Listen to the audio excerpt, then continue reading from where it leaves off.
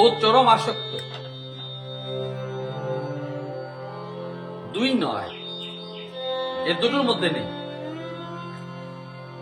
না খুব বিরক্ত, না খুব আসক্ত, এই দুইয়ের মধ্যে নেই।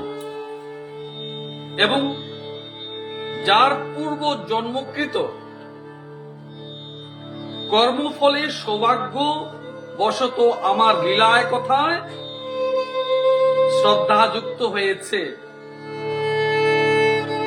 যারা ভগবানের কথা শুনতে আগ্রহী, ভাল লাগে, সেই প্রকৃত ভক্তি যোগের অধিকারী।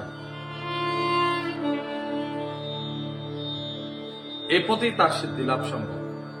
ভগবান কি বলেছে? যে চরম আসক্ত নয়, চরম বিরক্ত নয়, দুটো নয়। পূর্ব জন্মকৃত, এই যে আমি বললাম, এই জন্মে তুমি কৃষ্ণ ভক্ত হবে তা নয় কিন্তু। কেন? জন্মান্তরে যদি তোমার কৃতকর্মের ফল না থাকে, আমি বলছি না, ভগবান বলছে, এই জন্মে তুমি ভগবানকে ভালোবাসবে না।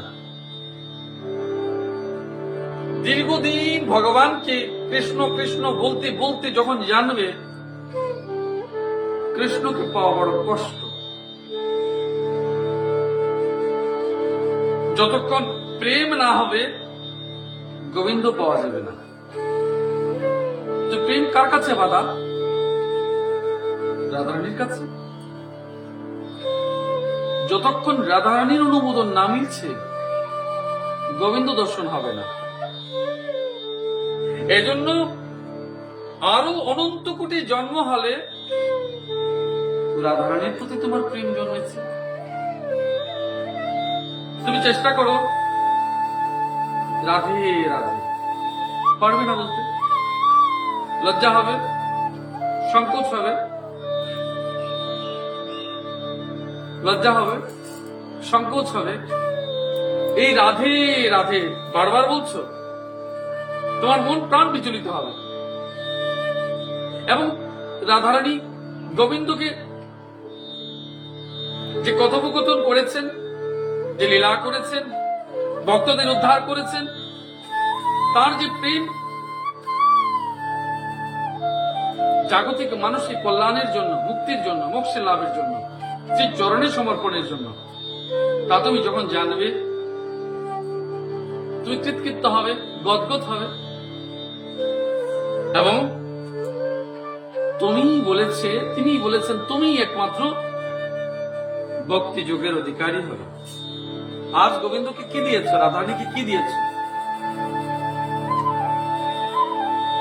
কি দিয়েছ মা? তুমি যা সেবা করেছ রাধারানীকে দিয়ে করেছ তো, না শুধু তুমি গ্রহণ করেছ?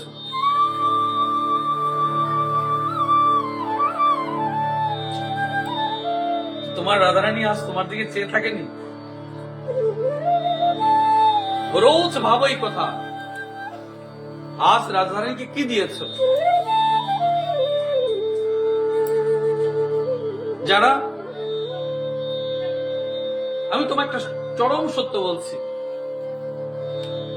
যারা যথার্থ কৃষ্ণ ভক্ত, যারা যথার্থ কৃষ্ণ ভক্ত, আমি বাকিদের কথা বলছি না, তারা যেমন বাবা মা গুরু এই তিনের সেবা বাদ দিয়ে কিন্তু রাধারানীকে দিলে নেবে না।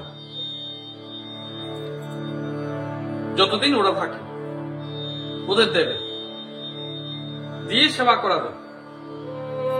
তাদেরকে দিতে দিতে দেখবে রাধারানীকে দিতে পারবে।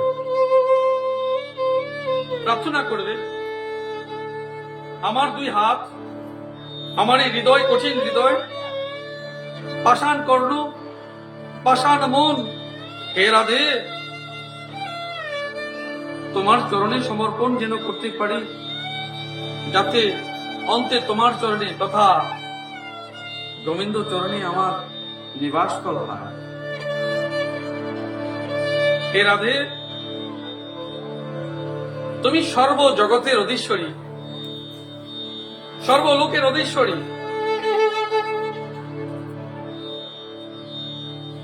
তোমাতে গোবিন্দে এক এবং অভেদ। ভক্তের কল্যাণী তুমি অনন্ত ঐশ্বর্য যুক্ত হয়েও আমার মতো দীনাহীনার কুঠিরে প্রতিকৃতিতে তুমি আত্মপ্রকাশ করেছ। তোমার কাছে আমি বলছি, গহে গোলক নিবাসিনী, তুমি অতি অবশ্যই আমার কথা শুনছ।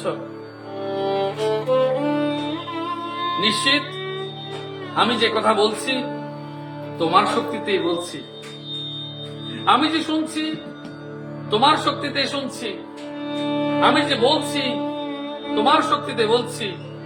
আমার যাহা ভাব তাহা তোমার কর্তৃক গৃহীত, তুমি প্রদান করেছ। আমার যা সমর্পণ তা তুমি করিয়েছ। এ রাধে, আমার প্রাণ সমর্পণ পর্যন্ত তুমি আমায় তেমন করে রেখো যেমন করে তুমি আজ আমায় রেখেছ। আমার অভিলাষা তোমার শুধু চরণ সেবা, আমার ভাব শুধু তোমার সেবা, আমার আকাঙ্ক্ষা তোমাকে দর্শন করা, আর যেন আমার কিচ্ছু না হয়। তুমি আছো মানে লক্ষ্মী সরস্বতী সর্বদেবতা বিরাজমান আছে। যেমন করে তুমি আমার সব করেছ হে রাধে, বাকি জনমটুকু তেমন করে রাখবে, বাকি জীবনটাও তেমন করবে। শায়দ এই জন্মে যদি তুমি আমায় মনে করো যে আমি তোমার সেবা করতে পারিনি, আমি তোমার চরণের উপযুক্ত হইনি, হে রাধে, আমি কাল মনে থাকবে কি থাকবে না জানি না, আজ তোমার চরণে নিবেদন করে যাই। রাধে, আমি যদি যথার্থ সেবা করে যেতে না পারি, শেষের দিন যদি তোমার চরণের প্রতি মতি না থাকে, যেই জন্ম তুমি আমায় দাও সর্বজন্ম আমি রাধে স্বীকার করে নেব, নিতে তো বাধ্য হব। তবু তুমি আমায় একটু অনুগ্রহিত করবে, আমি যেন তোমায় কদাপি ভুলে না যাই।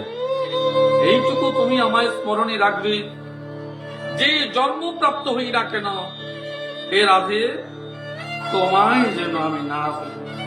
রাধে রাধে।